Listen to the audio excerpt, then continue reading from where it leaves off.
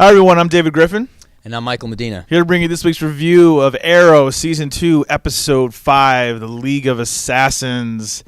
Man, huge episode this week. More episode. reveals, more exciting things going on. I don't even know where to start. That's the one thing about this season is that it's so good. It's been like the energy level has just been up, and it keeps going. It keeps hitting you in the face. You know, all these different characters that they're introducing, expanding the universe and stuff. It has not disappointed me so far. I don't know what to do. I mean, every week there's just something new. This week, I guess let's jump into it. We're kind of skipping around here a little bit. We're going to go a little all over the place, but that's okay. This episode was all over the place. It's about Dr. Ivo.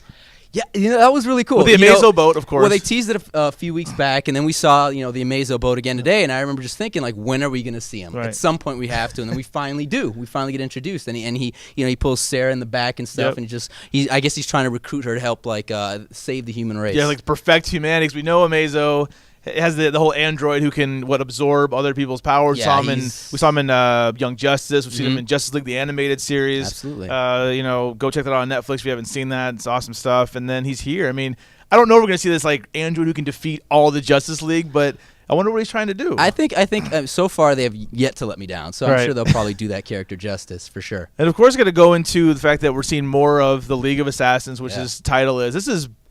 You have all the characters in here, but this is a story for Sarah, basically. We get her a little bit of her origin story. All her backstory, basically. Yeah, a little bit of her backstory. Yeah. I want to know what's up with League of Assassins. What's up with Ra's al Ghul? Once they have some personal beef. I mean, their beef was with her. Like, what did she do? I wonder what. It seems to me like she was his golden child. You know what I mean? Kind of took her under his wing. Right. So the fact that she leaves the League of Assassins, which is something you can only do by death, basically, and stuff, obviously didn't set too well with him or any of the other, assassins. So they basically are coming after her, going to Starling City and threatening her dad and everything. So because they had when they were having the whole discussion with the fight, and the guy said, the daughter of Ra's al Ghul must return home. I was like, is that?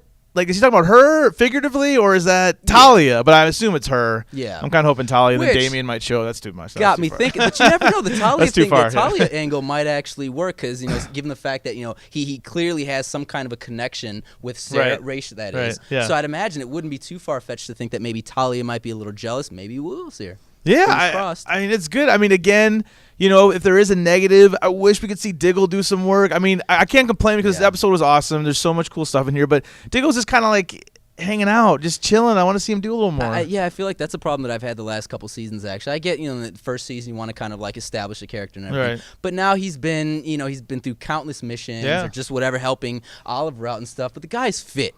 Yeah, he's a big dude, working out. I'd like to see him out in the field a little bit more, doing a little bit, something, anything. So I guess one of the other revelations we have is we now know that Malcolm Merlyn was with the League of Assassins. He had the same outfit on, the same attire, so he was with the League. Made a lot of sense. So I wonder are we going to get the Christopher Nolan story in the sense that Ra's is trying to, destroy all these cities when they're at their peak? I have a feeling we're going to go a different mythology, a different story. This is a different writing team. Hopefully they're not going to follow Christopher Nolan's story. Yeah. I wonder what his goal is. Are we going to see Ra's? Yeah, that's I don't know. I'd like to think that we will at some point, but I think right now we'd have a better chance at seeing Talia.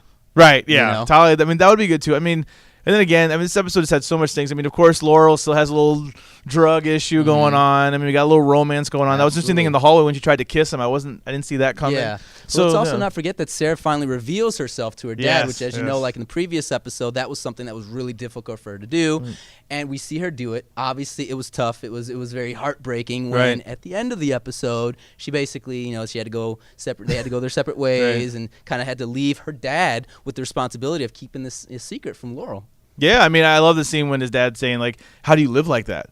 It's just, how do you tell all these lies? It's kind of going back to Ollie. He's a little bit hypocritical talking to his mom about, Mom, you need to come clean. We're going to love you no matter what. It's man, you're keeping the biggest secret of anyone. Absolutely. And you're giving your mom crap for not coming out and confessing whatever it is that she's hiding. But that's the problem right there, isn't it, though? How do you do that? How do you, open yourself up to your family and risk their lives, basically? Right. So, this just sets in motion so many different things.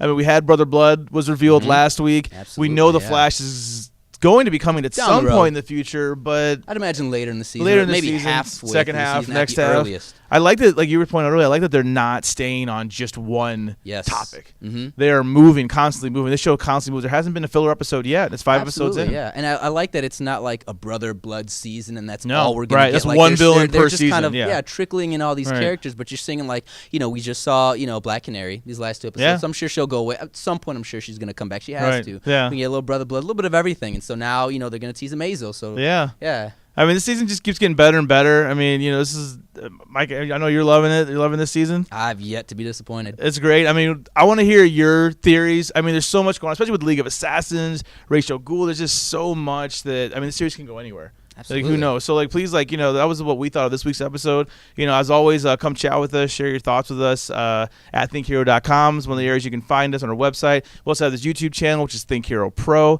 Also, we're on Twitter. I want to come chat with Dennis, Michael, and myself, figure out what's going on, like, to talk about TV shows, movies, whatever it is you're into. That's at Think Hero. I'm at Griffin DE. And I'm at Mr. Michael Alexis. And also, we have a Facebook page. That's facebook.com/ThinkHeroFans.